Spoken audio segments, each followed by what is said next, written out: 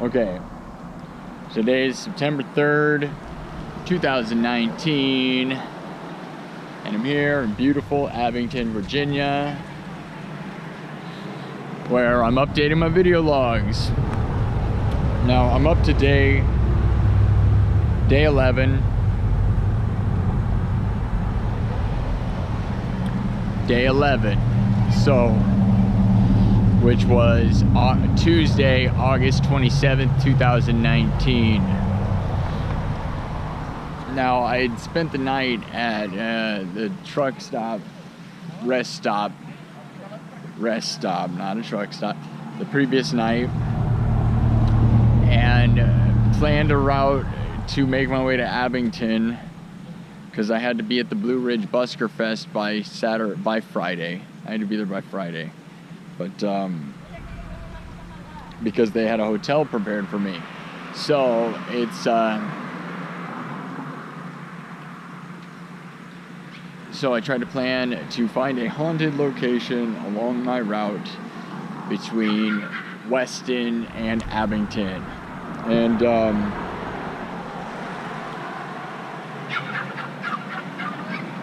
I ended up finding a place called Lake Shawnee.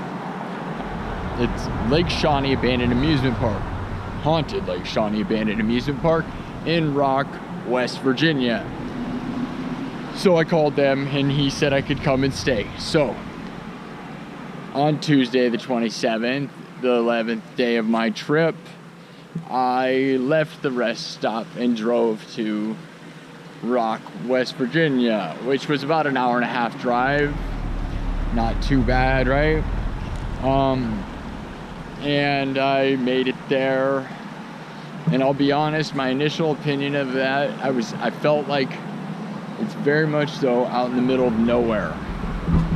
So, like, literally, I had to drive up into the mountains, into a mountain town, like, and that started making me nervous, because, you know, with my RV, with all my stuff in it, you never really know what's gonna happen. But, yeah, so I was pretty concerned about safety and stuff. And by the time I got up there, I got there probably about 1:30, and like on my drive there, it was raining like crazy. I was really concerned that I was going to end up in this amusement park. It's just going to rain. I'm going to spend a bunch of money, and okay, there. Trying not to get in people's way. So everything's really loud. All right. I ended up, you know, I was driving. It was raining like crazy in the mountains, and on my drive there, I actually passed this giant bridge, which turns out is one of the biggest bridges in the whole world. So I had to stop there. It was rainy, but it wasn't too bad at that point. It was just misty, and I was able to stop at this giant bridge. It's actually 860 feet off the ground, which is one of the biggest bridges I've ever seen. I mean, I've been on the bridge at the Royal Gorge, which is bigger than that, but it's certainly enormous. So, it was pretty insane. I went and stopped, took pictures, did all that nonsense. It was really cool. And, you know, and then I kept driving, and it was really rainy and wet, and I'm sitting there going, dude, I'm gonna go try and stay the night in an amusement park by myself, by the way, completely alone in my RV by myself. Literally like the scariest thing I could ever imagine, right? At this haunted park.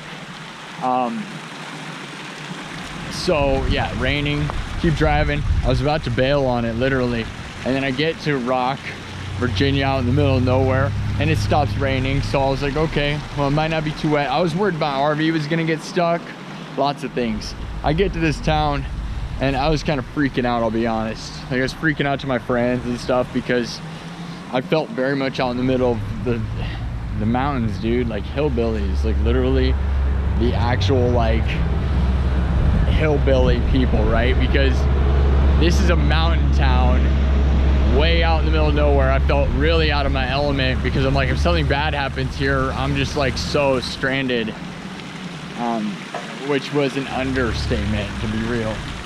So more on that later though.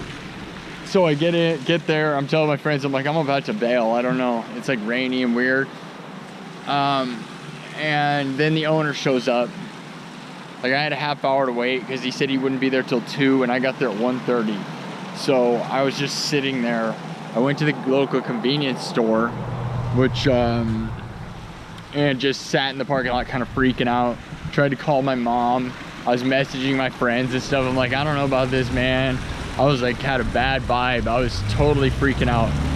And it wasn't necessarily the park itself, it was that I was just kind of scared about the local area, sort of. You know, I mean, it's just because I'm out in the middle of nowhere. I didn't know my element, you know, I was out of my element. So I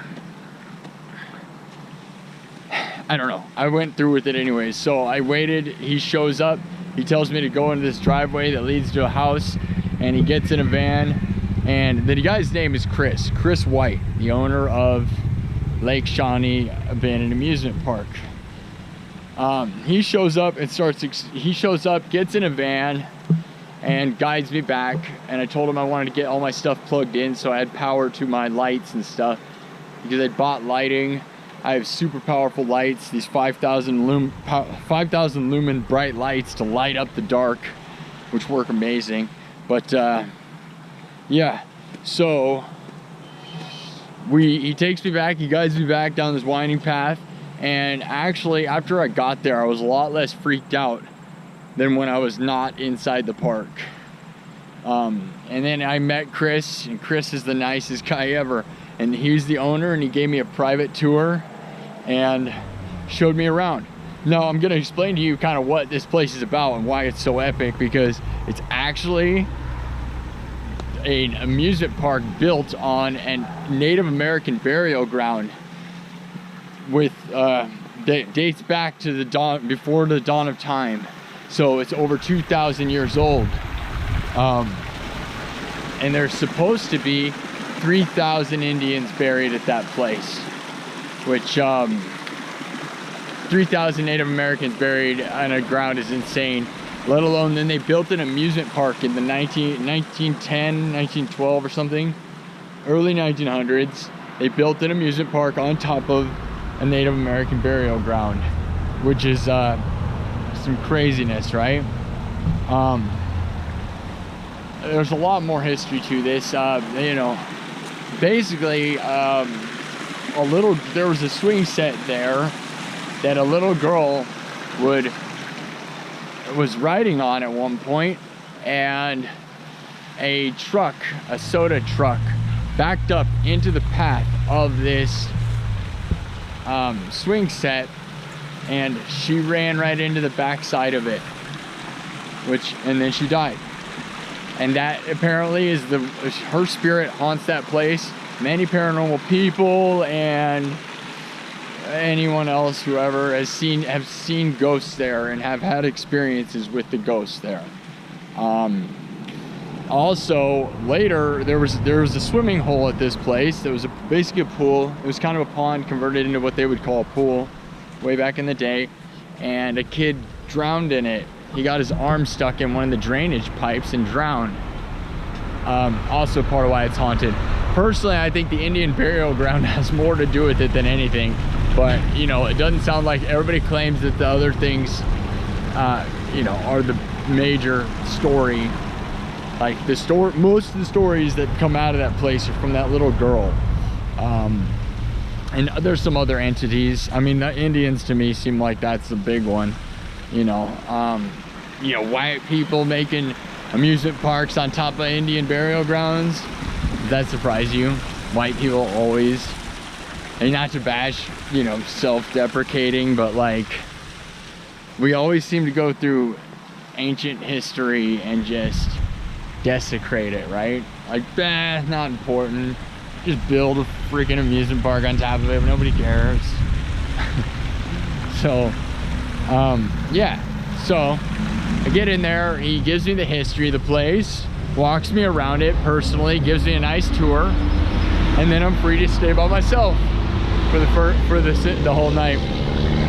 And it's such a beautiful place. It really is. It's really one of the most beautiful places. Super surreal experience. I was in my RV completely alone, and so I recorded some guitar videos. You know, that was the goal, is to record acoustic guitar at some of the most haunted places in the world. And I did that. I recorded some stuff during the day, and then into night I recorded at night. But what I didn't expect is when the sun when about 3 o'clock happened, a huge fog rolled through, and it was kind of rainy and wet all day. So I just kind of assumed that it was that one night that it was all rainy and wet. But it turns out that every single night at 3 in the morning, fog rolls through from the mountains, and it's Mountain Dew. It's not just a soda. It's not just a really sugary caffeine beverage. It's a real thing and a real problem, man. And there's tons of dew everywhere, and all my equipment was covered with dew. And honestly, I was trying to shoot me playing in front of the giant Ferris wheel, which is so beautiful. There's this giant Ferris wheel all covered with vines, and then there's the swing that the little girl died, and that's all covered with vines. It's all old and rusty and just badass looking, you know.